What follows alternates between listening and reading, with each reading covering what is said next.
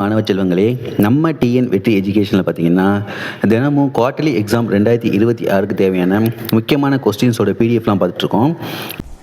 நம்ம டிஎன் வெற்றி எஜுகேஷன் சேனலில் எல்லாருமே சப்ஸ்கிரைப் பண்ணிக்கோங்க, உங்கள் ஃப்ரெண்ட்ஸுக்கும் ஷேர் பண்ணுங்கள், சப்போர்ட் பண்ணுங்கள். ரொம்பவே யூஸ்ஃபுல்லாக இருக்கும் நம்ம சேனல். இந்த வீடியோவில் பார்த்தீங்கன்னா 10th இங்கிலீஷோட காமன் குவார்ட்டர்லி எக்ஸாமினேஷன் 2026-27க்குள்ளே கொஸ்டின் பேப்பர் தான் பார்க்க போகிறோம். ஸோ இந்த கொஸ்டின் பேப்பர் நல்லா பார்த்துக்கோங்க. நமக்கு எக்ஸாம் பார்த்தீங்கன்னா உங்களுக்கு இன்னும் ஒரு 15 days தான் டைம் இருக்குது. உங்களுக்கு எக்ஸாமுக்கு இந்த கொஸ்டின்லேருந்து உங்களுக்கு வர்றதுக்கும் வாய்ப்பு இருக்குது. ஓகே, ஃபஸ்ட்டு பாருங்கள், 14 ஒன்வேர்டு. இந்த 14 ஒன்வேர்டில் பார்த்தீங்கன்னா ஃபஸ்ட்டு 3 சினானிம்ஸு, அடுத்த 3 ஆன்டனிம்ஸ் கேட்பாங்க. ஸோ அதுக்கடுத்து பாருங்கள் என்ன கேட்டிருக்காங்கன்னு ப்ரிஃபிக்ஸ் சஃபிக்ஸ் கேட்டிருக்காங்க, அதே போல் சிங்குலர் ப்ளூரல் கேட்டிருக்காங்க. அதுக்கடுத்து ப்ரிஃபோஷனல் ஃப்ரேஸ் கேட்டிருக்காங்க. நெக்ஸ்ட்டு ஃப்ரேசல் ஒர்க் கேட்டிருக்காங்க. அதுக்கடுத்து பார்த்தீங்கன்னா டென்ஸ் கேட்டிருக்காங்க. அதுக்கடுத்து 11 பார்த்தீங்கன்னா காம்பவுண்ட் வேர்டு கேட்டிருக்காங்க. நெக்ஸ்ட்டு பார்த்தீங்கன்னா ப்ரிப்போசிஷன் கேட்டிருக்காங்க. அதுக்கப்புறம் வந்து டென்ஸ் ஃபார்ம் கேட்டிருக்காங்க. அடுத்து லாஸ்ட்டு பார்த்தீங்கன்னா லிங்கர்ஸ் கேட்டிருக்காங்க. ஸோ இந்த மாதிரி 14 ஒன்னோடு வந்து உங்களுக்கு வரும். ஸோ இதில் பார்த்தீங்கன்னா 14 கண்டிப்பாக ஒரு இதே பேட்டர்னில் வந்து எல்லா டிஸ்ட்ரிக்கும் வராது. ஒரு 10வது உங்களுக்கு வர்றது வாய்ப்பு இருக்குது. 4 மட்டும் டிஃப்ரெண்ட்டாக கேட்பாங்க. அதுக்கடுத்து 2 மார்க் பார்த்தீங்கன்னா 4 2 மார்க் கொடுத்து நீங்கள் வந்து 3 2 மார்க் எழுதணும். நெக்ஸ்ட்டு பார்த்தீங்கன்னா அதாவது போயம் லைன் கொடுத்து அதுலேருந்து உங்களுக்கு கொஸ்டின் கேட்டிருப்பாங்க, அப்ரிசியேஷன் கொஸ்டின் கேட்டிருப்பாங்க. இதுவும் அதே போல் பார்த்தீங்கன்னா 4 கொடுத்து நீங்கள் 3 எழுதணும், உங்களுக்கு 6 மார்க்கு. Next grammar. ஸோ கிராமரில் பார்த்தீங்கன்னா இந்த கொஸ்டினை பொறுத்தளவுக்கு 2 இது வந்து ஆக்டிவ் ஸ்பேஸ் வைஸ் கேட்டிருக்காங்க. அதுக்கடுத்து 3வது பார்த்தீங்கன்னா பஞ்சுவேஷன். அடுத்து 4வது பார்த்தீங்கன்னா காம்பவுண்ட் சென்டென்ஸ் கேட்டிருக்காங்க. அதுக்கடுத்து ரீஅரேஞ்ச் த வேர்ட்ஸ். இந்த மாதிரி 5 கொடுத்துருக்காங்க. இதில் வந்து நீங்கள் வந்து 3 எழுதணும். அடுத்த செக்ஷன் 4 பாருங்கள், ரோட் மேப்பு. ஸோ ஈஸியாக வந்து இதில் வந்து எல்லாருமே 2 மார்க் வாங்கலாம். ஸோ இது வந்து ஹாஸ்பிட்டல் போகிறதுக்கு வந்து ஒரு ஸ்ட்ரேஞ்சருக்கு வந்து நம்ம வந்து வழிகாட்டுறோம். அதுக்கு வந்து லொக்கேஷன் கொடுத்துருக்காங்க. நம்ம வந்து go straight, go left, turn right அந்த மாதிரி நீங்கள் எழுதினா போதுமானது. அடுத்து பேராகிராஃப் பாருங்கள், 4 பேராகிராஃப் கொடுத்து அதில் வந்து நீங்கள் 2 எழுதணும்.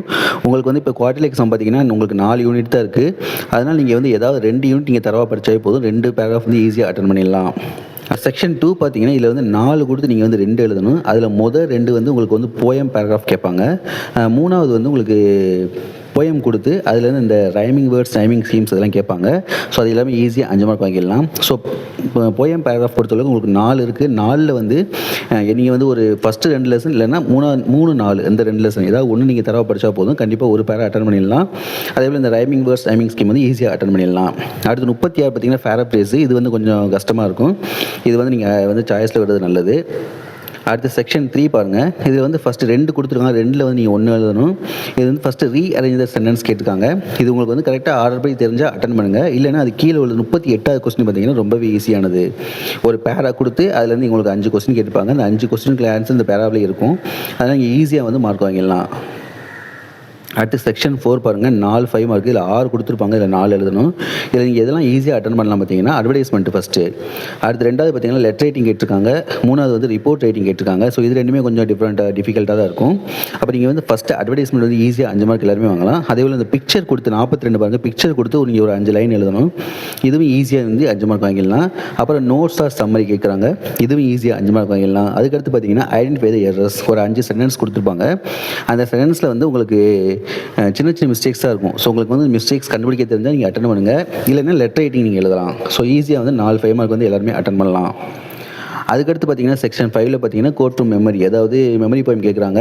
ஸோ உங்களுக்கு வந்து ஈஸியாக நீங்கள் மெமரி போயம் படிச்சிருந்தா போதும். 5லேருந்து தான் எழுத போகிறீங்க. 5 மார்க் ஈஸியாக வாங்கிடலாம். அடுத்து லாஸ்ட் பார்ட் 4 பார்த்தீங்கன்னா 2 8 மார்க்கு. 1 வந்து ஹின்ஸ் டெவலப்பிங்.